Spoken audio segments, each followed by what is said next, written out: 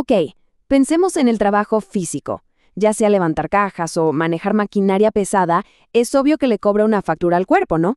Pero, ¿y si les digo que podemos medir esa factura hasta el último gramo de energía? Sí, hay toda una ciencia fascinante detrás de esto. Y ahora, bueno, nos vamos a meter de lleno. Seguro que más de una persona se ha hecho esta pregunta. Y es que es algo fundamental. No es solo esa sensación de, uy, qué cansancio. No, no.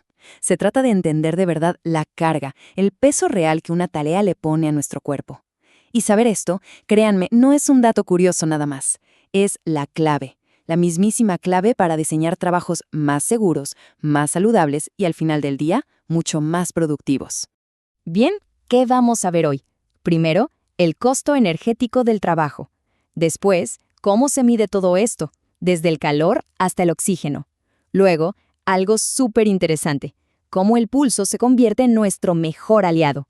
De ahí, pasaremos a cómo se califica la dificultad de un trabajo. Y para cerrar, vamos a ver los límites para que un trabajo sea sostenible. ¡Vamos allá! A ver, vamos al grano. Cualquier actividad física, por más pequeña que parezca, necesita energía. Es así de simple. Nuestro cuerpo es, básicamente, un motor que está todo el tiempo quemando combustible para funcionar. Y el trabajo, bueno, el trabajo es una de las cosas que más gasolina le pide a ese motor. Y aquí entra la palabra clave, metabolismo. Pensemos en él como la increíble maquinaria interna que tenemos. Es lo que agarra el almuerzo que nos comimos y lo convierte en la fuerza que necesitamos para levantar, no sé, una caja pesada. Así que cuando medimos el metabolismo, lo que estamos haciendo en realidad es medir el costo de la energía de un trabajo, pero en tiempo real. Y aquí es donde todo esto deja de ser teoría y se vuelve súper práctico. Esto no es un experimento de laboratorio y ya. Estas mediciones son las que permiten, por ejemplo, que una empresa se asegure de que un trabajo no esté pidiendo más de lo que una persona puede dar. Y esto es importantísimo para prevenir lesiones y, claro, para mejorar la productividad. Al final, se trata de crear un ambiente de trabajo que funcione para todos, ¿no? Tanto para la empresa como para la gente que la hace funcionar. Ok, muy bien.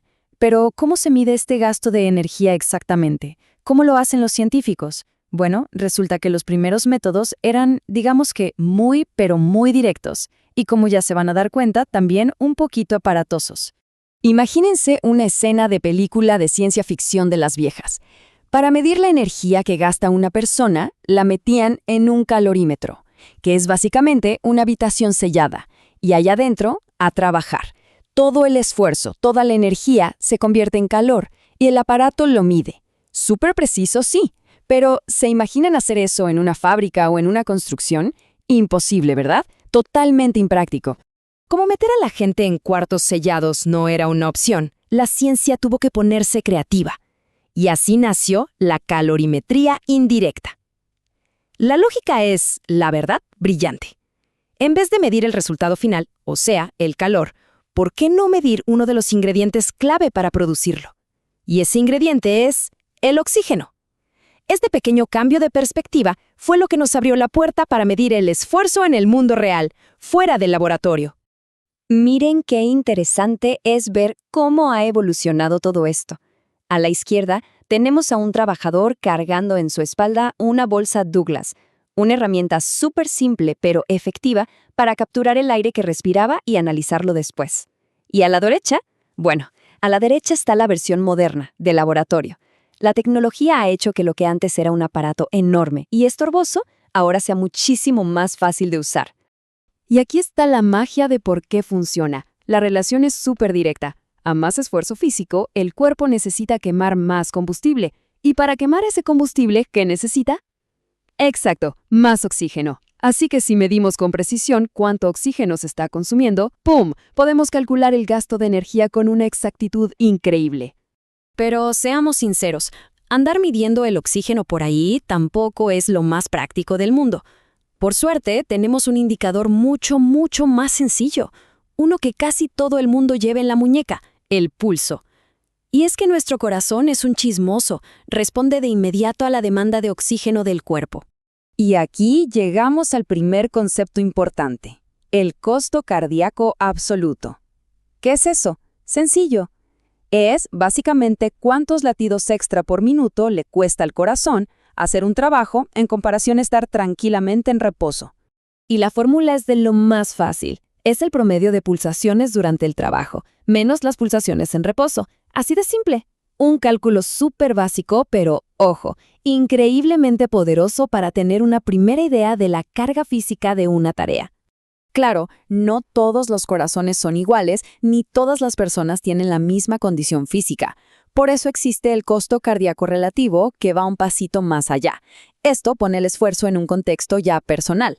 Compara la carga del trabajo con la capacidad máxima de cada persona. Y esto es clave, porque ya no nos dice solo qué tan pesado es el trabajo en general, sino qué tan pesado es para esa persona en específico. Ok, ya tenemos todos estos datos del corazón. ¿Y ahora qué?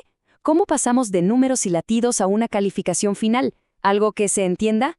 Pues justo aquí es donde la ciencia hace su magia y convierte esos latidos por minuto en una etiqueta súper clara sobre qué tan difícil es un trabajo. Para eso, hay un método muy usado que se llama FreeMath. Y lo interesante es que no se fija en una sola cosa. No. Utiliza estos 5 indicadores del corazón. No solo ve el promedio, sino también los picos de esfuerzo, cómo se compara el costo absoluto con el relativo. Es, digamos, una mirada de 360 grados para entender de verdad la carga de trabajo. Y aquí tenemos la tabla con la que se califica. Para cada uno de esos criterios se asigna un puntaje, un coeficiente de penosidad. La idea es simple. Mientras más altos sean los valores del corazón, más puntos de penalización se le van sumando. Al final, ¿qué se hace? Se suman todos esos puntos. Y el total es el que nos da la clasificación final, súper clara. Si da 10 o menos, la carga física es mínima. Pero si la suma da 25 o más, bueno, ahí ya estamos hablando de un trabajo extremadamente duro. Y así es como los datos se transforman en una conclusión que nos sirve para tomar decisiones.